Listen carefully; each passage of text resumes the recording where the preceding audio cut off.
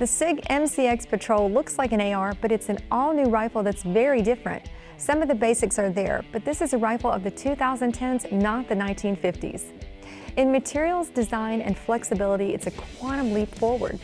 It was designed from the ground up to be used with or without suppressors, and to move seamlessly among the 5.56mm, 300 blackout, and 7.62 by 39 cartridges.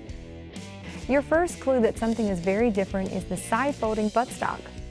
ARs can't have one because of the buffer tube that protrudes from the receiver. The MCX can because its recoil springs are in the receiver, not in a separate tube. That lets the MCX use a much more compact folding stock that telescopes to any of 3 pull links. At the other end of the rifle, the MCX allows you to quickly and easily change barrels and calibers. Just turn out 2 screws at the front of the receiver and pull the barrel forward and out. Each caliber has its own short-stroke piston gas system. This lets the MCX compensate for various bullet weights and for firing with or without a suppressor. Firing a 7.62 by 39mm requires a different bolt and magazine. Piston-operated systems can be hard on an aluminum receiver. The MCX has a steel cam pin path insert that prevents the cam pin from digging in. There is also a steel feed ramp insert that keeps stilled ammo from wearing that area. The fire controls are AR-like, but with safety levers and magazine releases on both sides for the convenience of left-handers. The aluminum handguard uses the key mod system that lets you attach compatible accessories like lights, lasers, and vertical foregrips directly. Non-compatible accessories can be affixed with short sections of 1913 rail.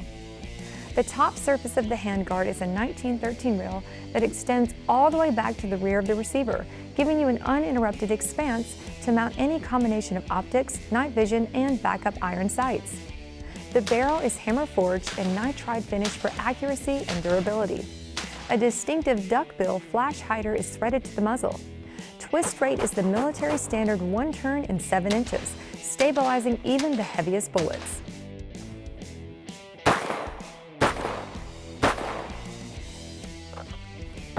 Scott, thanks for being here today. I'm excited to talk about the MCX. Now, this has a lot of great features, and I'm hoping you can show us some of those. One of the coolest things that we've talked about is the barrel. You have the ability to, I think, interchange it. Is that correct? Yeah, one of the requirements on this gun when it was first designed was the ability to change calibers. Okay. And we got that done by making a very easy interface for the shooter to use. It's real simple. On the forward part of the receiver, you have your pivot pin. If you just push your pivot pin out, like on a standard AR, once you've done that, that allows you to remove the forward handguard. Okay. Set that off to the side, and it exposes these 2 T25 bolts right here. All I got to do is take a T25 Torx bit, loosen those up. Okay. Which allows you to grasp the barrel and actually remove the barrel from the And now, what calibers can you interchange with this? Right now, the ones that are available are the 5.56 or the 300 blackout. Okay, wow. Then you take your new barrel, whichever one it is, and you actually slide it down in. There's 2 index pins, 1 on each side, that fit in these slots.